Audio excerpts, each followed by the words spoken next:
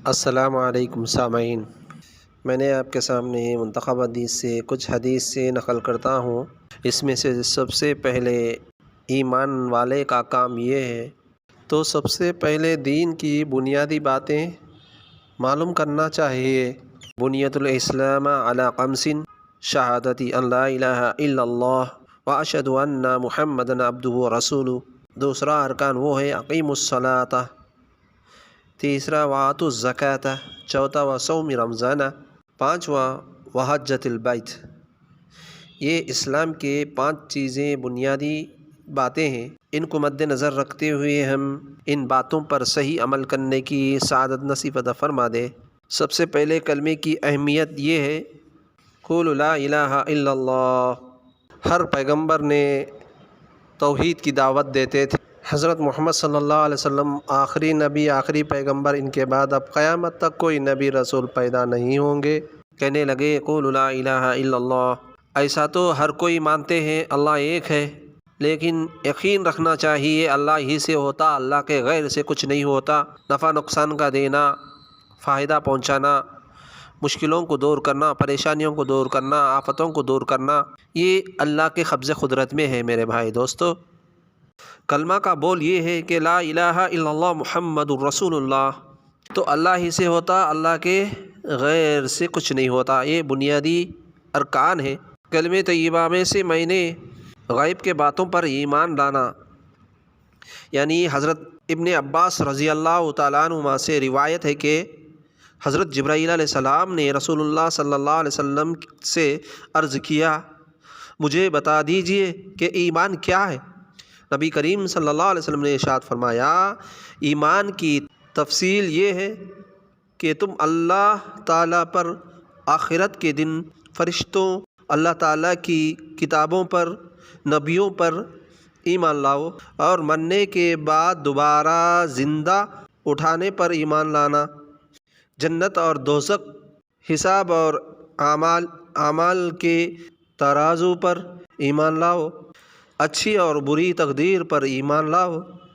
حضرت جبرائیل علیہ السلام نے عرض کیا، جب میں ان تمام باتوں پر ایمان لایا تو کیا میں ایمان والا بن گیا؟ پیارے آقا حضرت محمد صلی اللہ علیہ وسلم نے ارشاد فرمایا، جب تم ان چیزوں پر ایمان لائے تو تم ایمان والے بن گئے۔ اس سے ہم کو پتہ چلا 7 چیزوں پر ایمان لانا سخت ضرورت ہے۔ اس کے بعد میں سب سے پہلے کلمے کے بعد میں نماز کا احکام ہے۔ نماز وہ چیز ہے، نوم الصبح یمن الرزق، رزق بڑھانے والی چیز کیا ہے؟ وہ نماز ہے، فرض نماز ہے جو فجر کی نماز ہوتی ہے۔ نوم الصبح یمن الرزق، یعنی صبح کے وقت کا سونا رزق کو روکتا ہے۔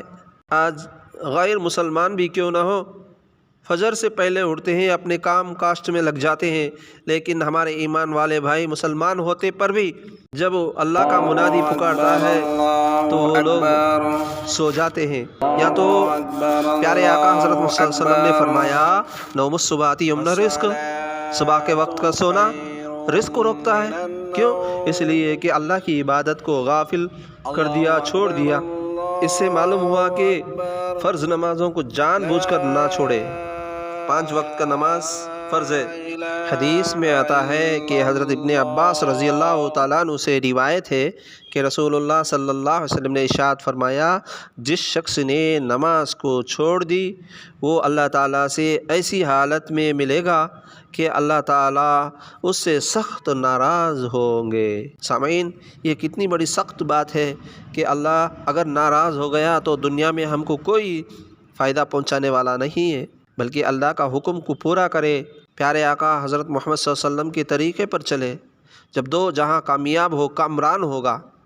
اور ایک حدیث میں آتا ہے، حضرت جابر بن عبداللہ رضی اللہ تعالیٰ عنہ سے روایت ہے کہ میں نے رسول اللہ صلی اللہ علیہ وسلم کو یہ ارشاد فرماتے ہوئے سنا، نماز کا چھوڑنا مسلمانوں کو کفر و شرک تک پہنچانے والا ہے۔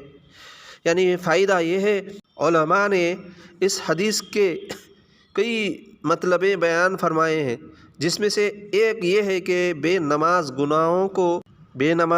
گناہوں کے کرنے پر بے باک ہو جاتا ہے، جس کے وجہ سے اس کو کفر میں داخل ہونے کا خطرہ ہے۔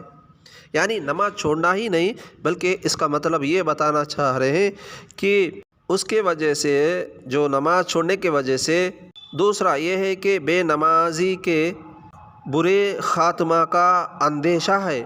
یعنی وہ نماز چھوڑ دیا، نیک کام کو چھوڑ دیا، وہ سو گیا، اگر وہ سو کر بھی اگر اٹھ کے نماز پڑھ لیا تو نیک کام کر لیا۔